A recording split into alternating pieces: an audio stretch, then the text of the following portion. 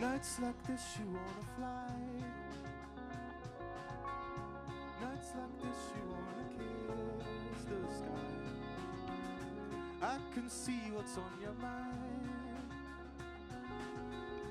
We've been here before, I know those eyes you got caught. I'm good now. I think the adrenaline is still coursing through me, but we did have some tactical power naps. Jamal did snooze immediately when we got to the hotel. I think Nico's still like 3 espressos deep.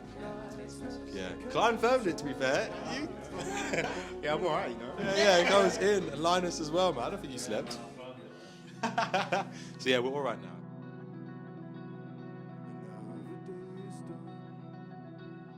Yeah, day dot. I've known Jamal since I was about 7, I think. Is that?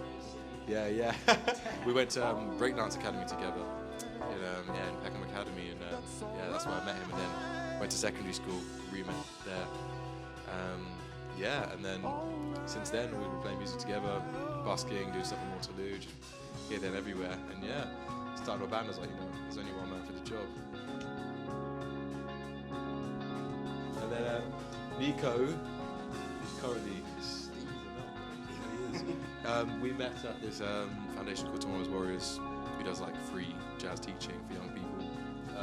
And he snuck backstage at Love Supreme Festival, and it was just like, yo, if you're doing any rehearsals or anything, I'd love to sit in, man. Literally just like sneak attack, man. Brilliant. I was like, you know what? Went to the next show, went to his show. I was like, oh, this guy is as he was before, because he did a couple of jams in South Bank 2006. I was like, yo, just come and play, bro. Just come and play in the band. So Nico joined then. And I also, at that gig, happened to see Klein playing with. Who were you playing with? I was playing with a band called Arc. Yeah, we linked up there. Linus I know through Nico, really, because they have a band together called Irregular, amazing band. And I was just like, yo, I love his tone, I love his playing, I love his feel, I love his attitude, man. And that's how we formed it. That was about 2 years ago we started everything. So this is kind of our like 2-year anniversary, first international show. It feels amazing, man. It's really nice.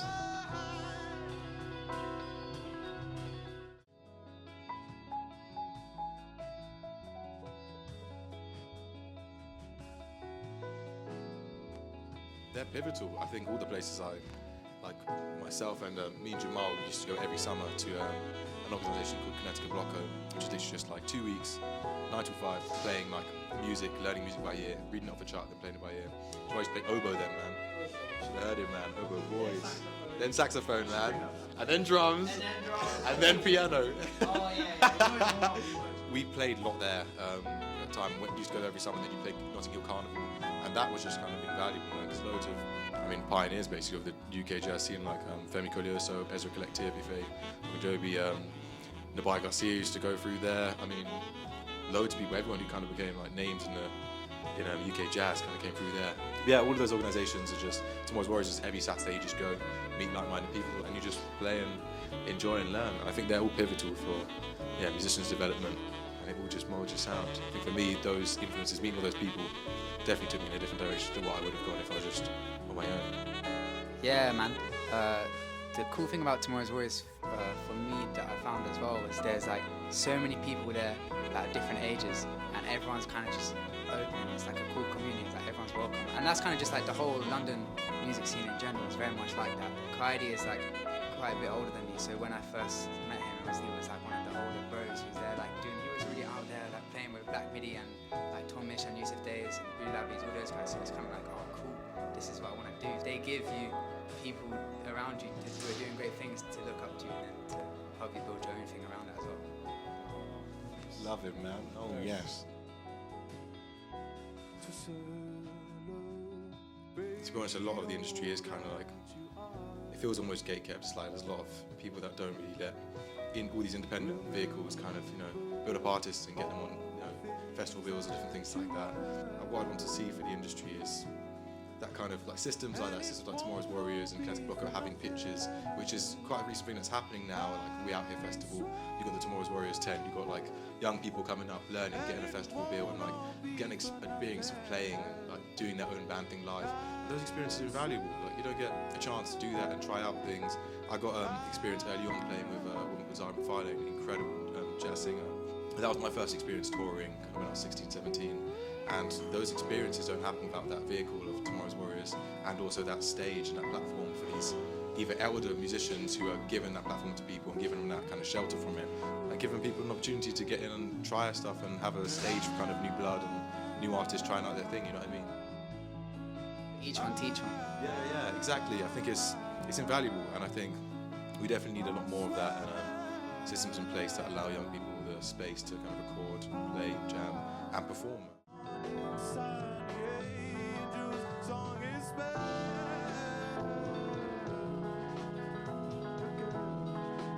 Yeah, playing with other artists is slightly more passive. I feel like I always invest in the projects I want to be involved with. For example, Black Midi, like started out kind of just like mic on a stand, not really know what I was doing, and Geordie as Nico now knows, Nico's playing with Geordie in his new group, Geordie group that is. He's very kind of just like, well, what happened, let's have 2 quick rehearsals and then go straight to the first gig on the tour, which is just, you know, you're straight in the deep end.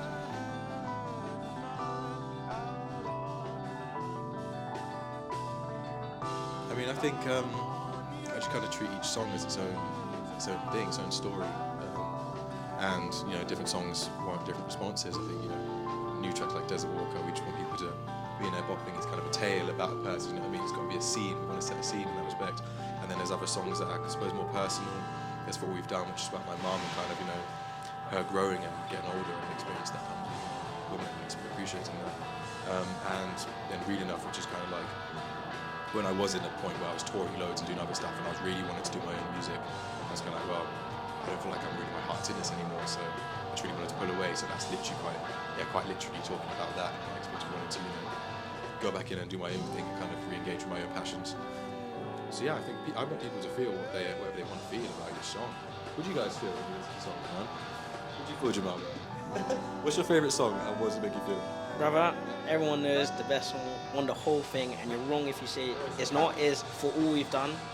Makes you, it's a serious tune. For me, I've always been like a believer that like in music, it's like, yeah, you can incite or like evoke emotions in other people, but at the end of the day, like music is an introspective thing, and it's like you're doing it for yourself, and it's cool if other people like relate to it, but at the end of the day, you're doing it because you think it's sick or because it's like how you see the world. And if people relate to that, that's an amazing thing. But you're not doing it to get the head bop.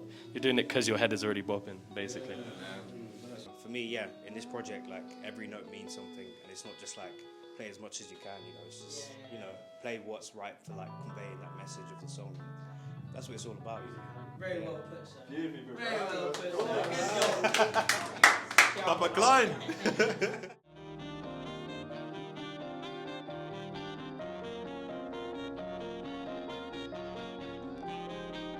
Oh man, yeah. I mean, audience is beautiful. I had the privilege of playing here. Yeah, crazy dance moves. Everyone's kind of in the room moving, vibing.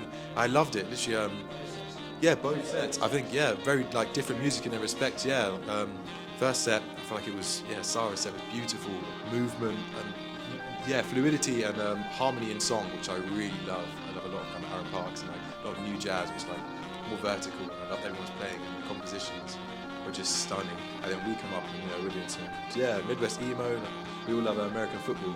Big influences, man, yeah.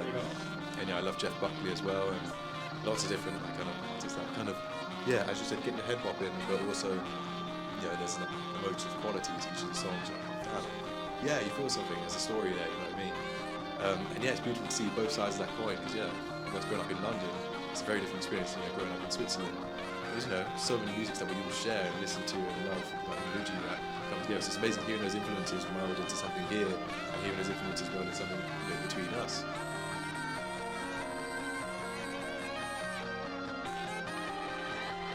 I was privileged to play here with Eric Sakana and Sasha Craig last time I was here, and I thought, yeah, the juxtaposition of the two bands was amazing then as well. I feel like every time these events come around, it's like really nice curation, two different groups, very different but one and the same, coming from that influence of jazz and technical music, but you know, trying to make something that's very emotive and kind of sums up the story. It's, yeah, beautiful.